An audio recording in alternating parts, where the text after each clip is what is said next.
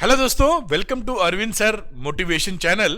यहाँ पर हम लोग बात करते हैं मोटिवेशन की और पॉजिटिव एटीट्यूड की। देखिए, यहाँ पर जो बातचीत मैं करने जा रहा हूँ वो पॉजिटिव एटीट्यूड का करूंगा और सबसे पहले इस बात का जिक्र करूंगा कि पॉजिटिव एटीट्यूड की जरूरत क्यों है हमको। क्योंकि देखिए, ऐसा कोई भी जीवन नहीं है कि किसी के जीवन में कोई परेशानी ना आए। परेशानी जब तक आप जीवित हैं, आप, हम, कोई भी, उसके जीवन में प्रॉब्लम्स तो आएंगी ही आएंगी। ये पॉजिटिव एटीट्यूड होने के बाद फायदा क्या होता है कि आप उसको टैकल कर लेते हैं। और भी क्या फायदे, वो भी बात मैं आपको आगे लेके चलूंगा और बताऊंगा। तो शुरुआत करते हुए, जैसा थंबनेल आपने देखा अभी कि थंबनेल पे भी यही बात लिखी हुई है कि कैसे रखें पॉजिटिव एटीट्यूड। तो क्यों रखें पॉजिटिव एटीट्यूड, इसका भी जिक्र करेंगे। अब एटीट्यूड इज एवरीथिंग, ये क्यों कहा जाता है, इसमें मैं एक छोटी सी स्टोरी आपको दिखाता हूं। एक क्लास में एक टीचर साहब थे। तो टीचर साहब ने क्या किया, एक दिन वो आए और बच्चे सामने बैठे हुए थे। उन्होंने कहा कि आज हम लोग थोड़ा सा गेम खेलेंगे। उन्होंने एक शीट ली इस तरीके की और यहाँ के ऊपर एक छोटा सा डॉट लगा दिया। आपको दिख रहा होगा, मैं थोड़ा सा बड़ा लगा देता हूं जिससे आपको दिखाई पड़े। इस तरह का ब्लैक डॉट लगा दिया। लगाकर सारे बच्चों को डिस्ट्रीब्यूट कर दिया कि भाई ये जो शीट है, ये शीट मैं सबको बांट देता हूं। सबको ये शीट बांट दी गई और बोला गया कि अब इसको देखकर आप अपने कमेंट कीजिए, लिखिए अपनी कॉपी में। तो सब बच्चों ने लिखा। जब लिख लिया, 10-15 मिनट जो भी सोचने का, समझने का टाइम दिया था, तो टीचर साहब ने पूछा कि भाई बताइए, पढ़ते हैं क्या क्या लिखा। तो किसी बच्चे ने लिखा कि सर ये जो डार्क है, जो ये आपका पॉइंट है, डॉट है, ये ठीक से नहीं बना है, गोल नहीं है। किसी ने लगा कि सर ये ब्लैक कलर का है। किसी ने लिखा कि ये बहुत ही ज्यादा छोटा है। किसी ने कहा कि ये सेंटर में नहीं है। ऐसी ऐसी बातें बच्चे बोलने लगे। तो टीचर ने कहा कि हम कोई ग्रेडिंग आपको नहीं दे रहे हैं, ये हम लोग एक गेम खेल रहे थे। देखिए, अपना जीवन भी इसी तरीके से, टीचर ने बच्चों को समझाया कि बेटा लाइफ में इतना बड़ा पेज है, डॉट केवल इतना है, बाकी ये स्पेस जो है वो ब्लैंक है। उस ब्लैंक स्पेस के बारे में आपका कोई कमेंट नहीं आया।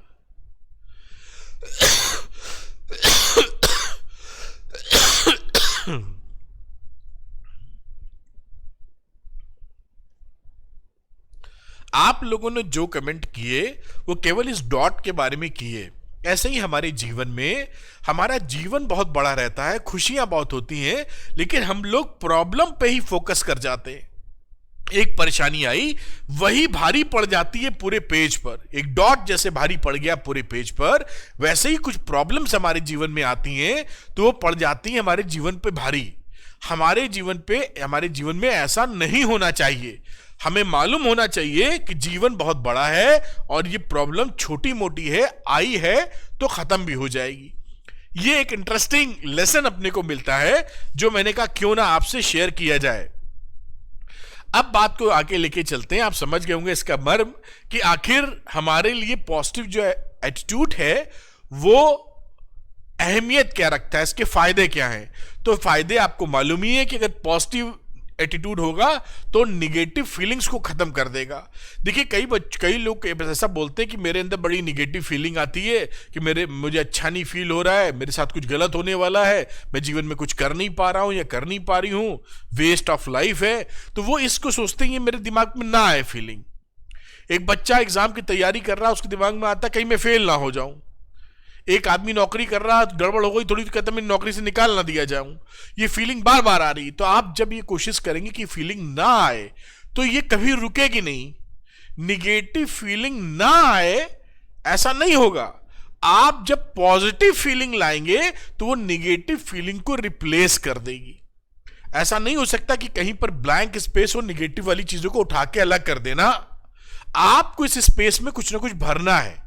कुछ नहीं भरेंगे तो नेगेटिव वाली चीज भर जाएगी। तो जैसे ही आप पॉजिटिव एटीट्यूड रखते हैं, पॉजिटिव फीलिंग्स लाते हैं, ये नेगेटिव एटीट्यूड और नेगेटिव फीलिंग्स को रिप्लेस कर देती है।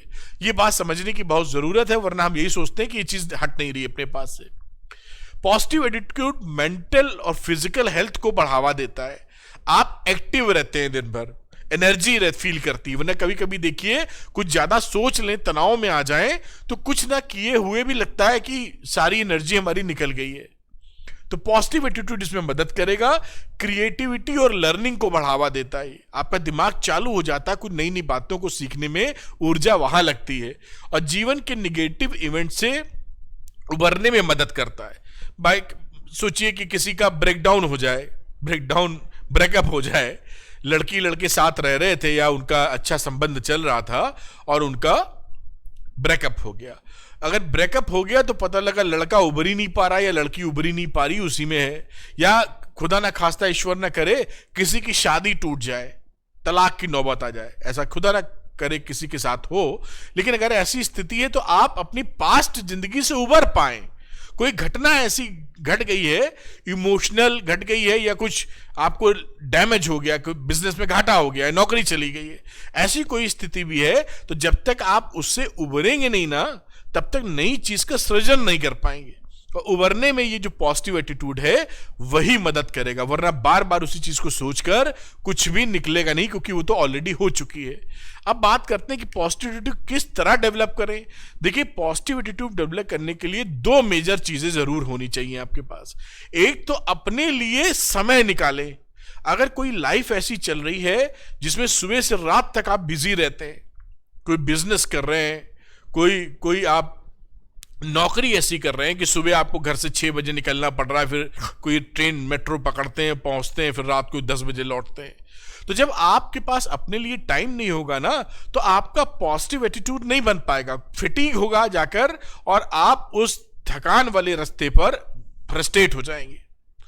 तो एक पॉजिटिव एटीट्यूड हो, और आपका रिश्तों से, जो आपके रिश्ते हैं, चाहे वो दोस्ती का रिश्ता हो, चाहे शादी हो गई तो हस्बैंड वाइफ का रिश्ता हो, मम्मी पापा से रिश्ता हो, बहनों से रिश्ता हो, भाइयों से रिश्ता हो, इन रिश्तों से आप पॉजिटिव फीलिंग पा सकते हैं। क्योंकि जो ह्यूमन नेचर है, आप पक्का मान के चलिए कि वो कैसा होता है, सोशल एनिमल बोलते हैं, human is a social animal, इसलिए कि हमारी टेंडेंसी ऐसी है। तो हमें ध्यान रखना चाहिए कि हमें अपने लिए समय निकालना है, और जो रिश्ते हैं उनसे खुशियां पकड़नी है। अब समय दे खुद को चेंज करने में, इसी को अब ब्रॉडर एस्पेक्ट में बात की जा रही है कि अपने लिए समय दीजिए। तो समय देने में किसी भी तरह के चेंज में समय लगता है, ये समझ लीजिए कि अगर आप कोई किसी प्रक्रिया में उलझ गए हैं तो अपने को समय दीजिए जिससे आप उससे निकल पाएं। ये रातों रात नहीं हो जाएगा, धैर्य की जरूरत पड़ेगी। दूसरी, अपने स्ट्रेंथ को पहचानिए और उनको डेवलप कीजिए। आपके हर इंसान के अंदर, ऐसा कोई इंसान भगवान ने नहीं बनाया है कि उसके अंदर स्ट्रेंथ ना हो और कुछ कमियां भी ना हो। तो कमियों पे फोकस नहीं करना है, अपनी स्ट्रेंथ पे फोकस करना है। कोई भी स्ट्रेंथ आपकी हो सकती है, उसको महसूस कीजिए। हार्डवर्क करने की हो सकती है, अच्छा राइटर की स्ट्रेंथ हो सकती है, अच्छी बोलने की कला हो सकती है, कुछ भी हो सकता है।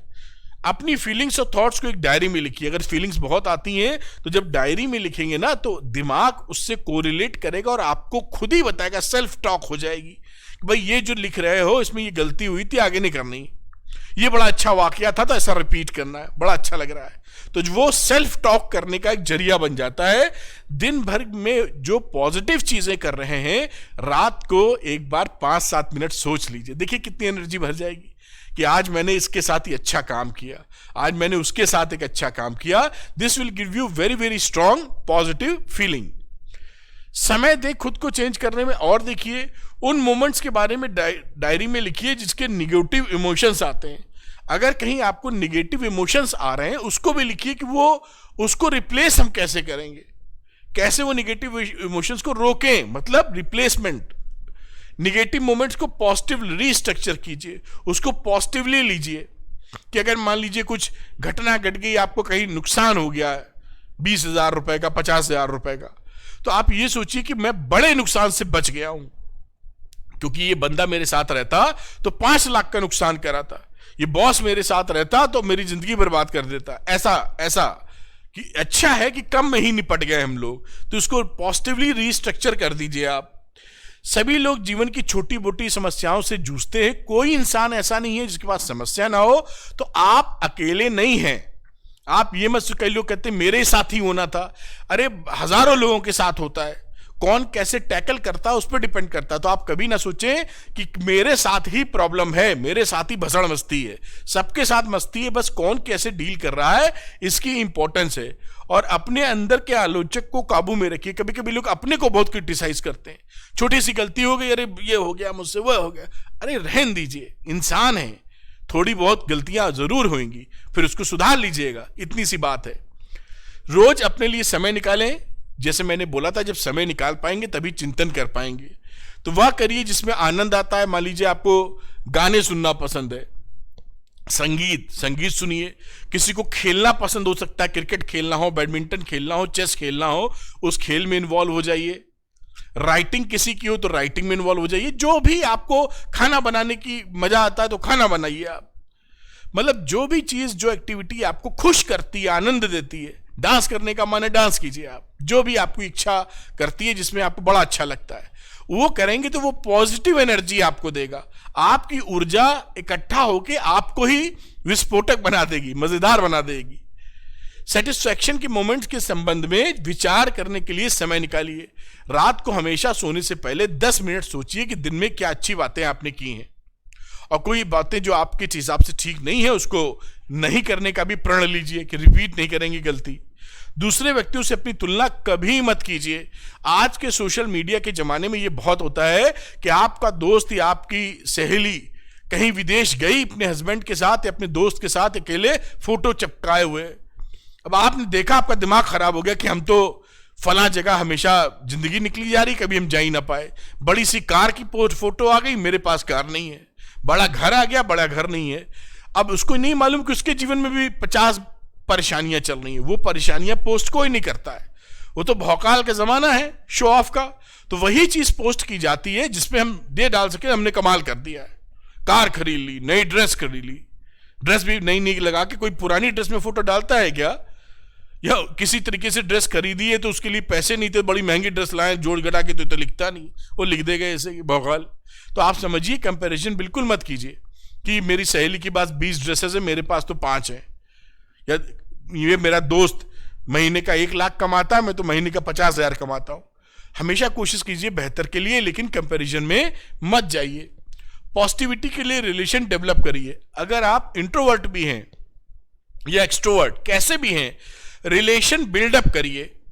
रिलेशन में गर्माहट महसूस कीजिए, क्योंकि इंसान जो होता है ना, वो उसके लिए वो रिश्ते वाला जानवर है।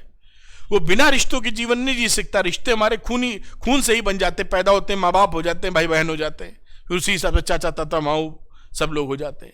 उन रिश्तों की गर्माहट ढूंढिए, और नए रिश्ते, अच्छा दोस्त कोई लग रहा, अच्छा इंसान लग रहा है तो उससे रिश्ता डेवलप कीजिए। चाहे वो दोस्ती का रिश्ता हो, चाहे वो जैसा भी रिश्ता आपके हिसाब से बनता हो, आपके हिसाब से देखते हुए।